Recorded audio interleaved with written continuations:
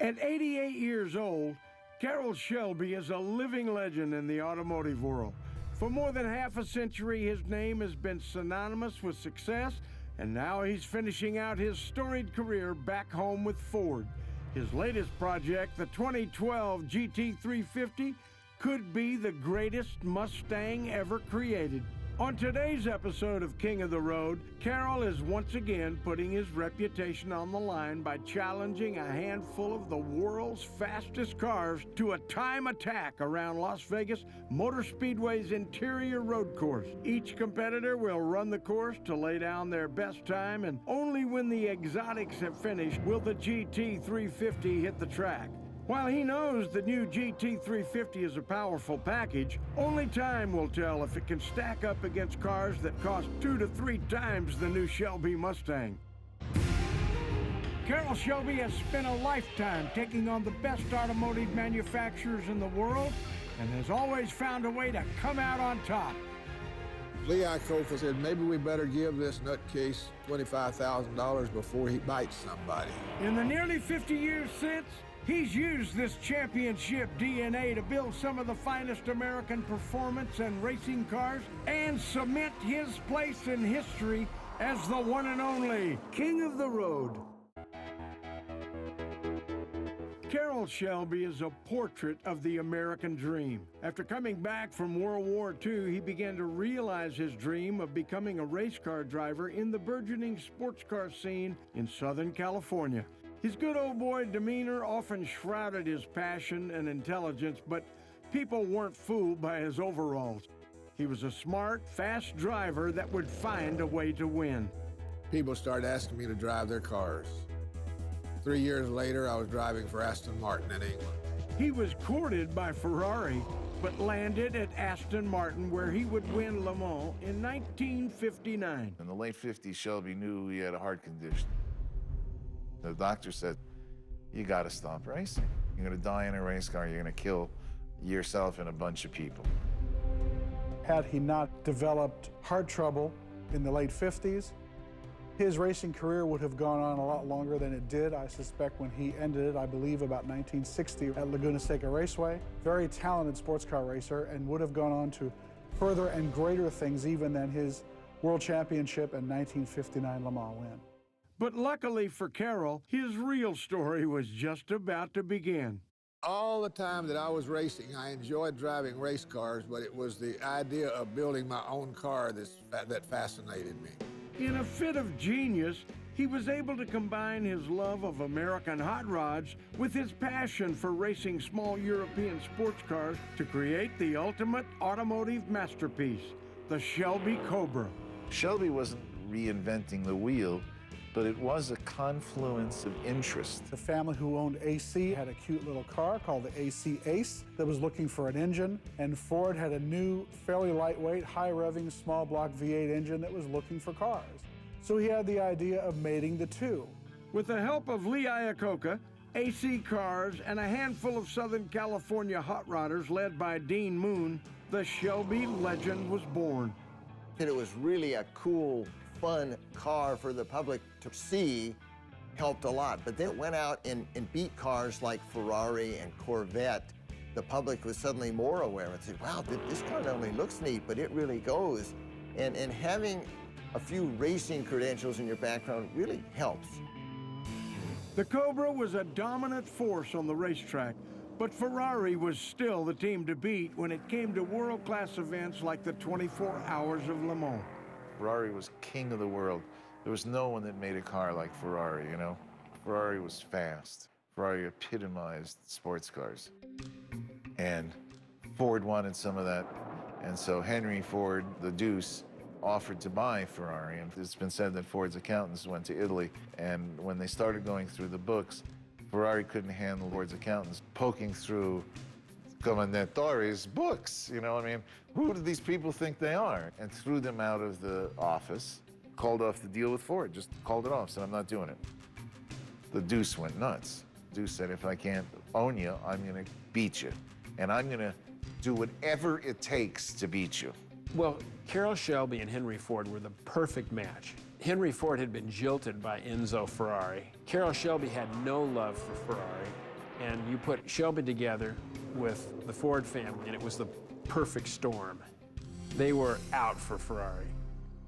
And the Ferrari-Ford wars were on. You look at what Ford was doing to beat Ferrari. They were making the GT40. GT40 was not a high production car, but it was a very high prestige car.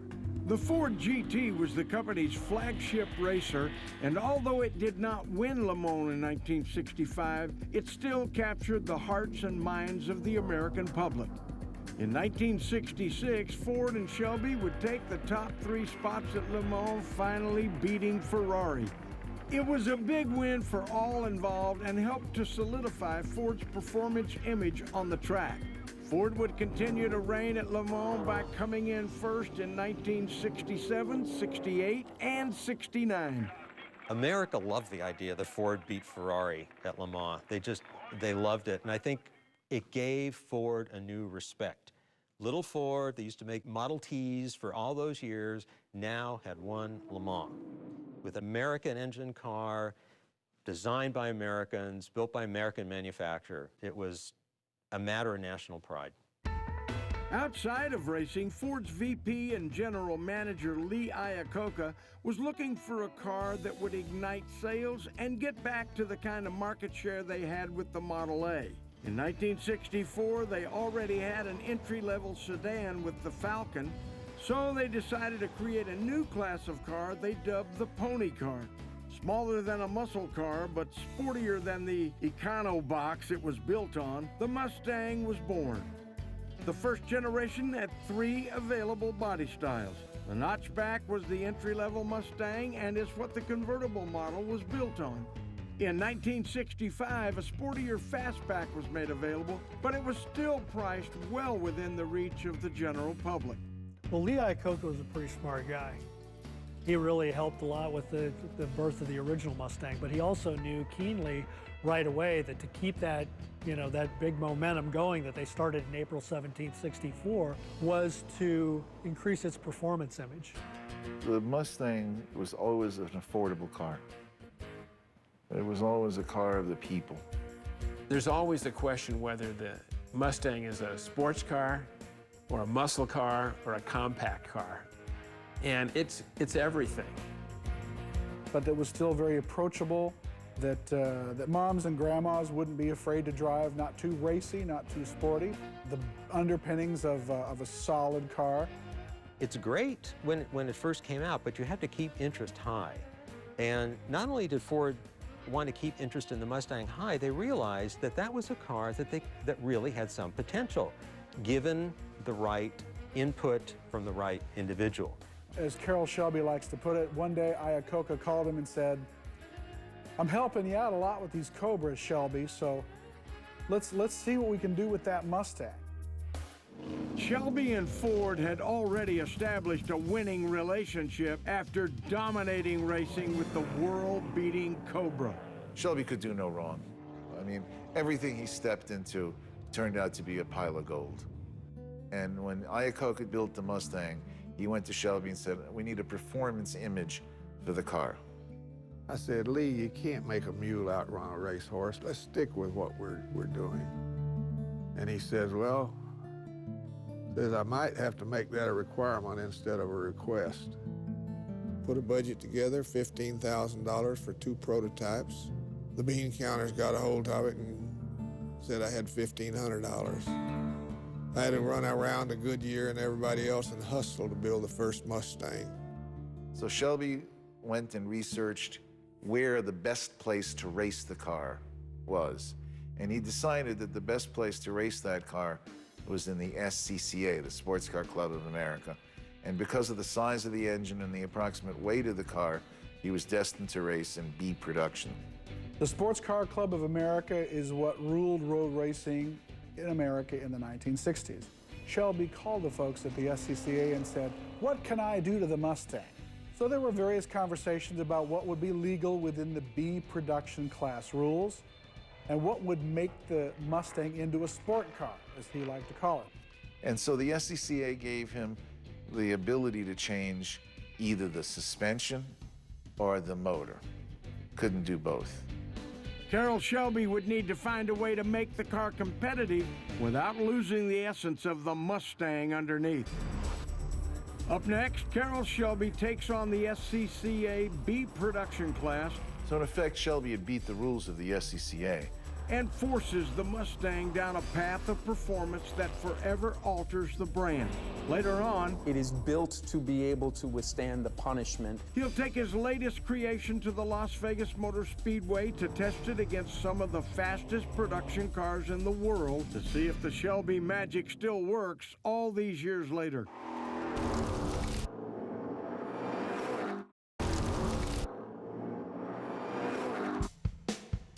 The Ford Mustang was an instant success, selling 1 million cars in the first 18 months. In order to continue this incredible momentum, Lee Iacocca decided to create a performance image for Ford's new Mustang. Based on his proven track record, Carroll Shelby was tasked with turning the humble grocery getter into a full-blown race car. To do this, Shelby decided to race it in the B production class of the SCCA. To keep the cars as close to stock as possible, the SCCA told Shelby he could only change either the engine or the suspension.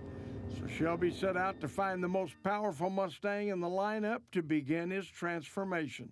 That car, called the K car, is the one that was delivered to Shelby without the hood, without certain things on it. And there's a very famous picture of hundreds of Ford Mustangs, all white, no stripes, waiting for their turn in line to be born as a GT350. Hired Chuck Cantwell. He put the first one together. Ken Miles took it out to Riverside, and it took about 10,000 miles of development by Ken.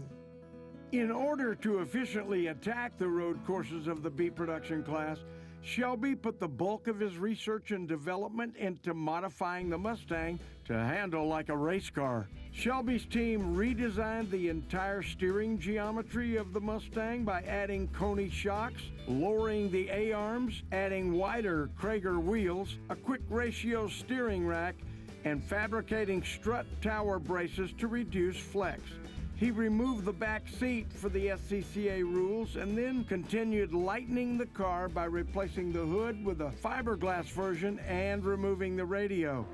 The SCCA allowed Shelby a few hot rod tricks to the engine, so thanks to a 4-barrel Holly carb and some other tweaks, he increased horsepower from 271 to 306. So in effect, Shelby had beat the rules of the SCCA.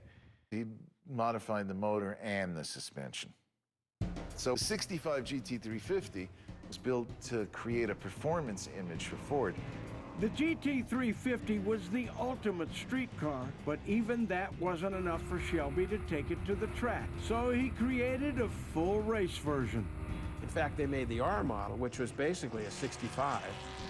They just took all the weight out of it, put a bigger gas tank into it, and changed the dash, changed the front apron, and put it on the track and won races. In relatively short order, Carroll Shelby had succeeded in transforming the Mustang into a B production race car. Thanks to a gentle push from Lee Iacocca, Shelby had stumbled on to another winning formula. All he had to do now was prove its worth out on the racetrack. But before he could race it, he had to name it. No one could figure out what to call this new Mustang. When the car was finally supposed to be released, There wasn't one person that realized that a car makes a name doesn't make a car. About 12 times they sent some people out, what are we gonna call this car? What are we gonna call this car? I asked one of the guys that worked there, I said, how far is that building over there? He says, what the hell are you talking about? I said, tell me how many steps it is, that building over there where we were building the coal race. He came back and said 348 steps. I said, right, we'll call it the GT350 and you guys can go back to Detroit now. Although it was their flagship Mustang at the time, it was determined by Ford that the new GT350 would be rebranded as a Shelby car. Ford told us to take Ford off of it. They were not the manufacturer of the car. What most people don't realize is that Shelby American manufactured the car I owned 100% of the stock, and I'm the guy that had to go to the courthouse all the time when we get sued, when somebody would do something stupid and kill themselves or injure themselves. But that's the way Coco wanted it put together. The title to that car is the Shelby GT350. So he managed to brand a car. We got more recognition probably than any other little company ever got in the world, up to that time. It won B production in 65, 66, 67. It was king. But understand who was in B production at the time. A Jaguar XKE, 6-cylinder, straight inline, 265 horsepower, independent rear suspension, 4-wheel disc brakes, and this car kicked its butt. It did it with the Corvettes, did it with Austin Healey's. It's kind of miraculous. I think that's what makes up part of this Shelby mystique, is he did stuff that shouldn't have been able to have been done. The most important component to the worldwide recognition of Shelby's brand was his ability to win. Beating Chevy's Corvette in 1965 was an undeniable milestone for the GT350. Having been out for more than a decade, the Corvette was already well established as America's sports car. And after falling to the GT350, Shelby had proved there was a new king in town. 45 years later, it was the same reason that Carroll made sure to bring the current model Corvette, the Z06, out to Las Vegas Motor Speedway to run it up against his new GT350. Upon completion of the new GT350, Shelby challenged his team to run it on a road course, time attack, against some stiff competition and document it for the world to see. Later on, he'll run the new GT350, but to increase the pressure on his team, he's going to let the competitors go first. C.J. Hutchins has been racing off-road for 10 years, but today brought out his Z06 that comes stock with 505 horsepower and 470 foot-pounds of torque. It has a huge 7-liter engine that propels the Vet from 0 to 60 in 3.7 seconds and does the quarter mile in 11.7. It has a top speed of 198 and pull a neck-snapping 1.04 G on the skid pad.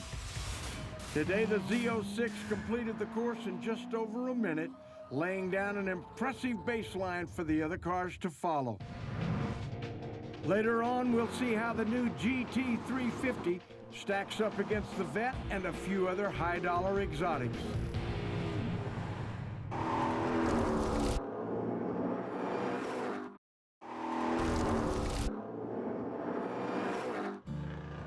Carroll Shelby wasted no time in putting the GT350 on the podium, dominating the SCCA B production class his first year out. What this meant to him was another challenge met, but to Ford it translated directly to sales.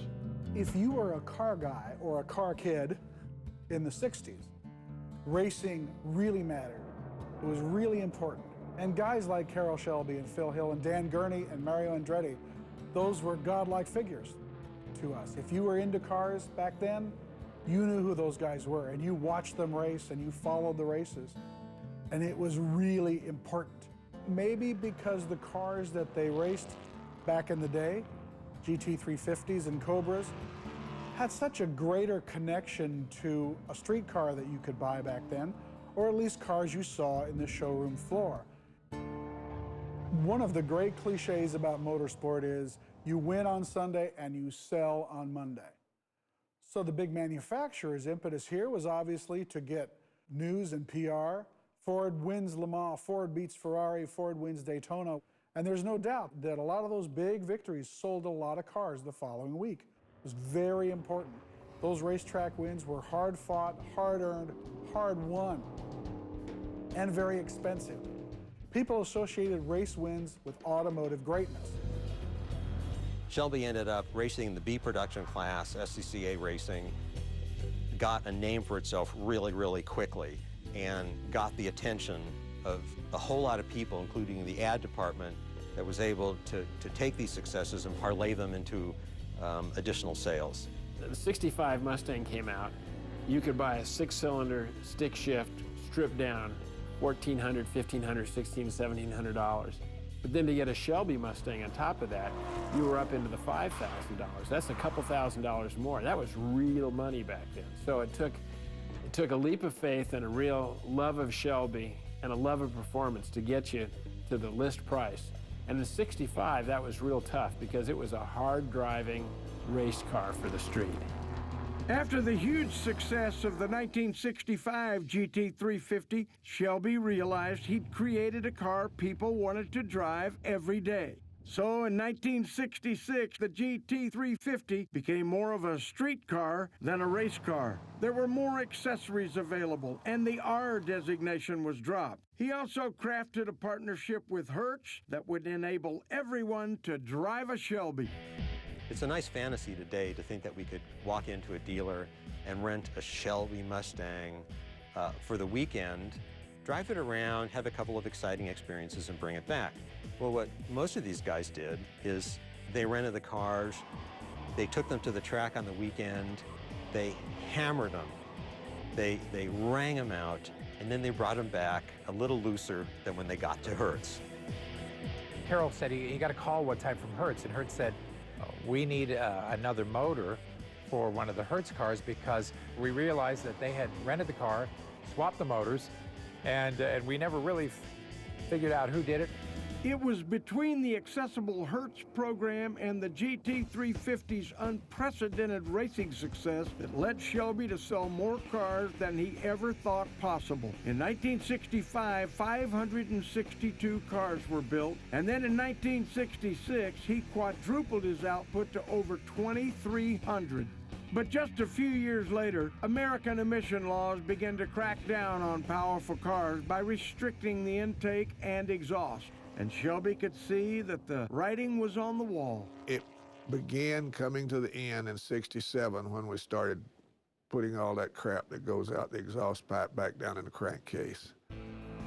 Ford wanted to do more and more of the car and control the program, and it was easier for him to just, license the name for a couple of years, let them do those kind of things, get on with their business. And by the way, I think he wanted to go big game hunting in Africa. The doctors told me in 1960 that I had less than 5 years to live, and my heart kept getting worse and worse.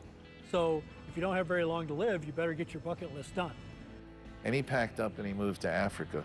And it took the automobile industry 35 years before electronics took over and made things work like the government mandate said they should. And now you're getting better cars than ever were built in the 60s right off the assembly line. Cars that did a lot more than they did back then as far as stopping, turning, accelerating, quietness. All the good things that you request in a car, there are a lot better cars now because of that 35 years.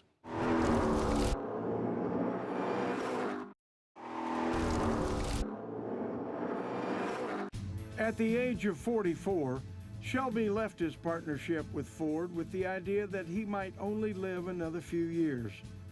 He decided to travel and spent more than a decade involved in various businesses in the U.S. and in Africa to varying degrees of success. You got to do things that you're not sure that you can do. You got to stick your neck out and just see if it's possible to accomplish something that everybody else says you can't. I've had more failures than I ever had successes in my lifetime. And some of the failures have been more fun than some of the successes. Shelby's successes finally came full circle in 2005 when Ford released the new retro-inspired Mustang, and the flame between Shelby and Ford was once again ignited. Carroll always really wanted to be back with Ford because it's kind of really where he started. Really what made the history, and loves being involved with Ford Motor Company. He's a huge, important part of the family, and in some ways you could say he's the grandfather. He's the one guy who's been around Mustang ever since it started. When we saw the new body style in 2005, we thought, man, this is cool. We went to Ford Motor Company, we presented them with numerous ideas, and one of those ideas was actually to do a rental car again. In 1966, they did 1,000 cars with Hertz. Called them GT350Hs. So we thought that'd be a pretty cool idea. So they got together with Hertz, came out with a new Shelby GTH, built 500 of them to put into Hertz rental fleets. And we showed up at the Ford Design Studio in February of 2006. We really made the Shelby GTH a lot like the car that was GT350H. We made it breathe better with cold air intake, calibration, better exhaust, so it had a killer sound with the aggressive suspension that was on it. You got to remember, this came out before the first Ford Shelby GT500 of modern day, which was the 07 GT500. And that was really the first, reintroduction, if you will, of that series. I used to get emails with the guys with the shoe polish on the windshield. Hey, just went 1394 at 100 miles an hour, pretty cool for a rental car in 2006.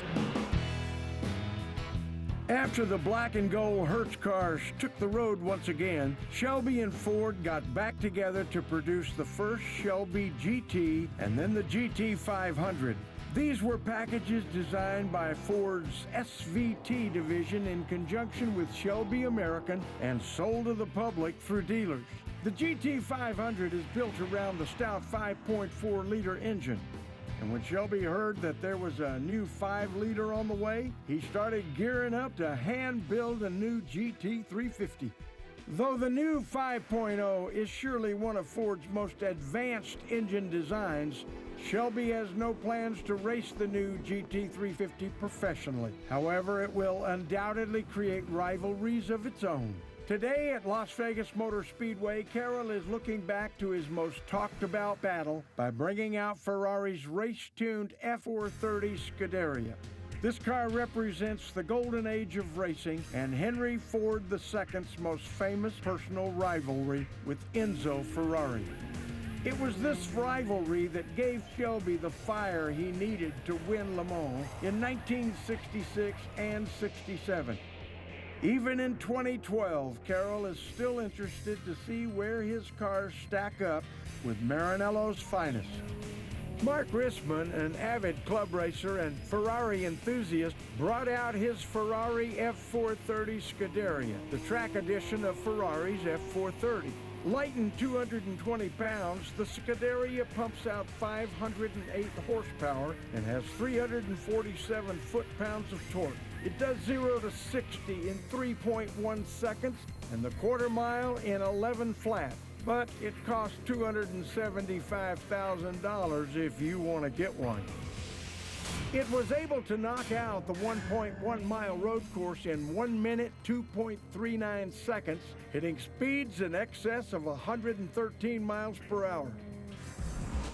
The Ferrari was not as fast as the Z06, but we'll have to wait and see if the new GT350 can beat either one.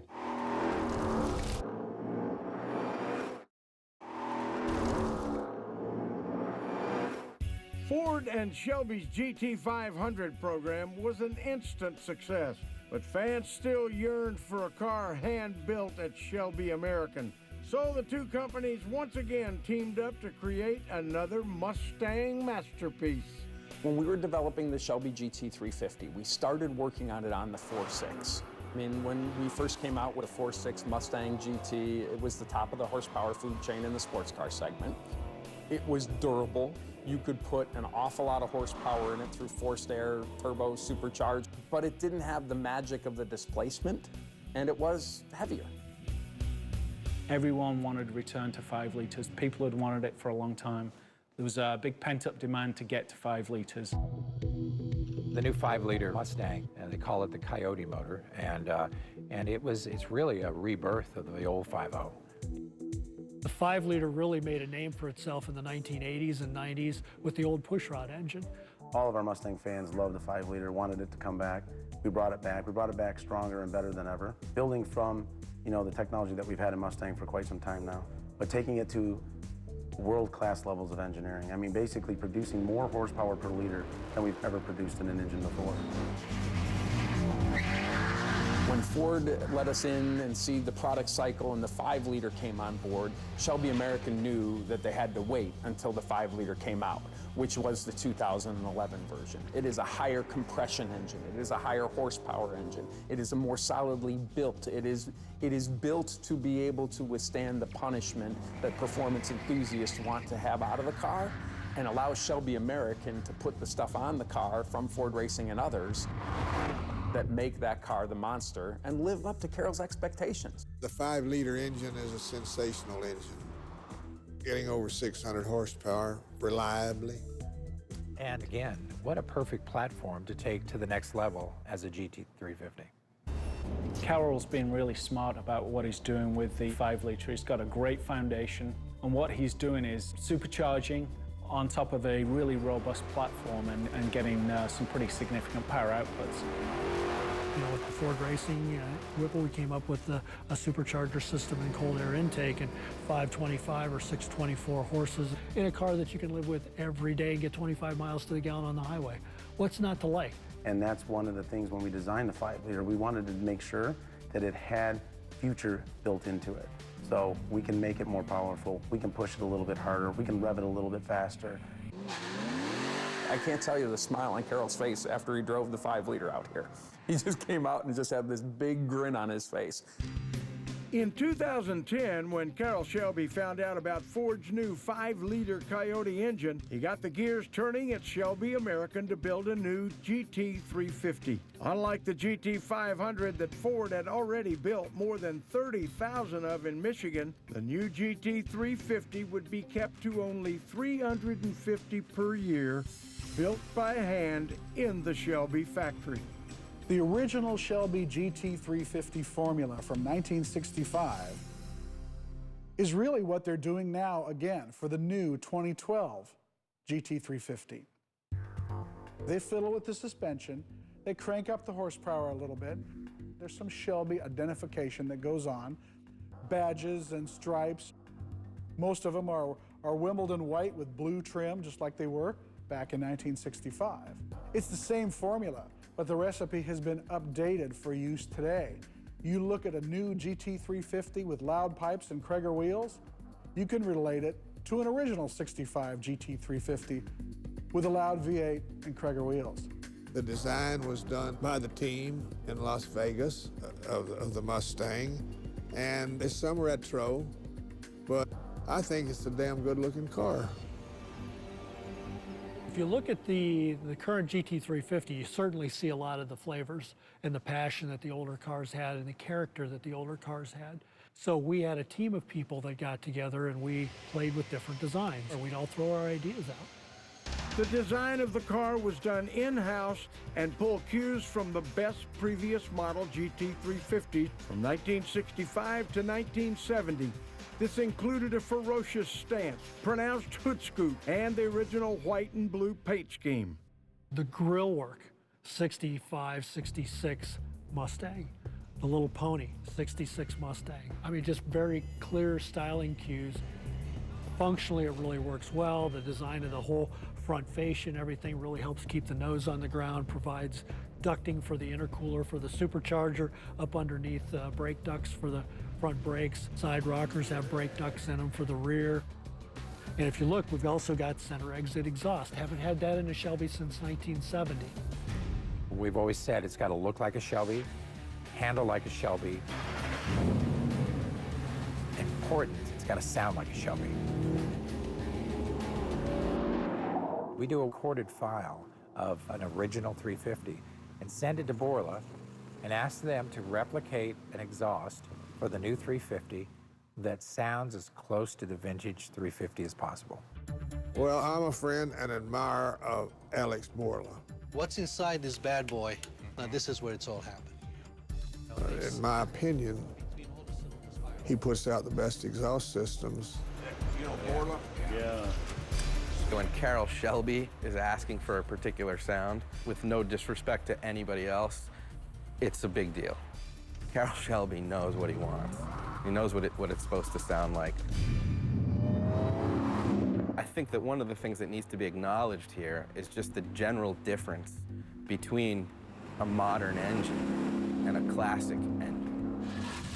You're talking about older cars having lower compression and lower RPMs and pushrod engines. All those things can affect the sound. An exhaust system doesn't create sound because we're working with the engine and we're shaping the sound that comes out of the engine. So we are limited to a certain extent. Carroll Shelby understands that as well. You know, he's never going to walk in and really expect it to sound like one of his classic cars. What he wants is the spirit of it. He wants it to elicit a similar emotion that that old sound did. And so our job is to take this different engine and this modern thing, fully knowing that if you lined up that car next to a classic Mustang, just about everybody's going to be able to tell the difference. But how do we make the guy feel the same way? Being able to tune a muffler to give the right sound is a real trick. It's very difficult to do. Just like an organ is tuned by different size of pipes and lengths of pipes, we basically have the same options when we tune an exhaust system. And the diameters of the pipe, the material that we use, the design of the muffler internally, as a combination, make up a musical instrument, which is an exhaust system. Just like its exhaust note, every detail of the new GT350 was continually refined until Carroll and the Shelby team were finally satisfied. Upon completion of the new GT350, Shelby decided to do some real-world testing out on the track.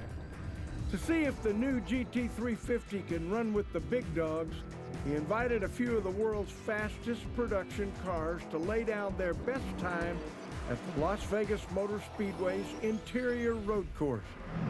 Originally introduced in 1963, the 911 has been improved upon every year of its existence. Today, it is known the world over as one of the finest all-round sports cars ever created. Robert Borum has been a club racer for 10 years and today brought out his 997 Turbo. This Porsche sports a 493 horsepower twin-turbo flat six, powers the car from a standstill to 60 miles an hour in just 3.2 seconds and a top speed of just over 200 miles per hour. It also features a computer-controlled all-wheel drive system that varies the amount of torque that goes to each wheel to prevent any loss of traction. On today's road course, the Porsche put out an impressive time of 1 minute, 0.92 seconds with a top speed of 117, putting it ahead of the Ferrari just behind the Z06. Coming up, we'll finally see how the new GT350 fares against some of the most famous sports cars in the world.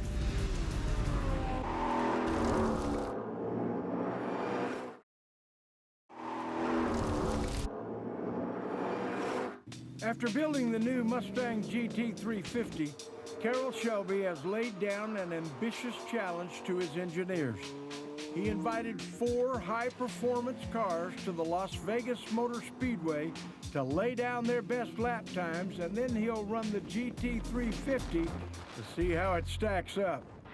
Kareem Hussein is an instructor at Exotics Racing and brought their Lamborghini Gallardo LP 560. It's a hand-built car that screams aggression with its fighter jet styling and 560 horsepower V10. It puts 470 foot-pounds of torque to the ground through a computer-controlled all-wheel drive system and screams through the quarter mile at just over 11 seconds. In today's race, the Gallardo was fast, putting down a time of just over a minute and a top speed of 115. Coming up, we'll see how the GT350 fares against the competition, but this won't be the first time for the GT350 on the track. Long before today, Shelby brought the first prototype to Michigan to show Ford what he had created. The 350 was tested by Ford test drivers and run on the track. We spent a lot of time testing. I mean, we have multiple dynamometers. We have probably 6 wind tunnels. We do a considerable amount of testing. We have to. You have the Shelby team, the Ford Racing team, the base Mustang team, you have the Ford Racing actual race teams, all came together on the test track to develop the supercharged GT350.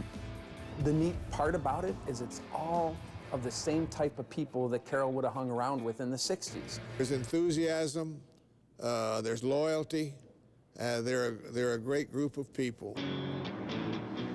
We go out and we test it, and we develop it, and we break stuff. And when we break it, we fix it. We were in there pulling the cars into the garages, swapping parts out, swapping calibrations, changing brakes, wheels, and tires, and getting back out on the track again. We have a car that the people expect to be able to push hard and to be able to be durable, and it's extremely important to Mustang that we test it until we can't test it anymore. They're great cars. They're at the top of their class, and we're continually trying to make the Mustang better. It's funny because the drivers for Ford came back and said, "You guys have knocked it out of the park with this vehicle." Shelby was so pleased with the 2011 GT350, he decided to repeat history and create a convertible for the second-year run, just like he did in 1966. Though he only built 4 drop-top GT350s in '66, today's number will be based solely on demand. We've got customer feedback, like, geez, great car. Why don't you guys do a convertible, or at least offer the option to do a convertible? So now you got a choice for both. And I drove the convertible the other day, and it's the tightest convertible I ever drove in my life. As nice as it is to drive with the top down, Gary will be using a GT350 coupe in today's time attack. There are 3 different 50-state legal GT350 coupes available.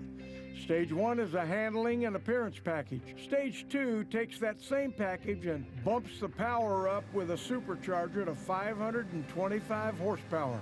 Stage 3 kicks it up another notch to 624 horsepower, which is what Gary will be driving today. The team has seen how fast the competitors are, and now it's finally time to take the GT350 to the Las Vegas Motor Speedway to see what it can do in today's time attack. The GT350 Gary is driving has 624 horsepower and goes 0 to 60 in 3.7 seconds and tears down the quarter mile in 12 seconds flat. It can pull an impressive 1.05 G on the skid pad, putting it square in supercar territory. An enthusiast is going to love this car because it's so well balanced, and it's got a sound it's just to die for. Actually, we still have the air conditioning on because it's a little bit warm outside. And when you think about it, you think that the car will perform at this level. It is pretty dang remarkable. So here, I'm just going to balance it through this corner, let it drift, get the weight back on the back tires, where I can get the maximum straightaway speed. The GT350 lived up to its name and its race pedigree by laying down an untouchable 56-second lap, putting the new car in a category that is way outside its price range. When run up against over $500,000 worth of exotic cars, it managed to beat them all and still drive home. At the end of the day, Carroll Shelby proves that his championship DNA is just as potent in the 21st century as it was in the last. He placed a tall order when he stacked the new GT350 up against a field of high-dollar exotic sports cars, but his little pony car didn't just hold its own, it set the bar. With the fastest time of the day, the new GT350 proves it's not just the fastest Mustang, it's the king of the road.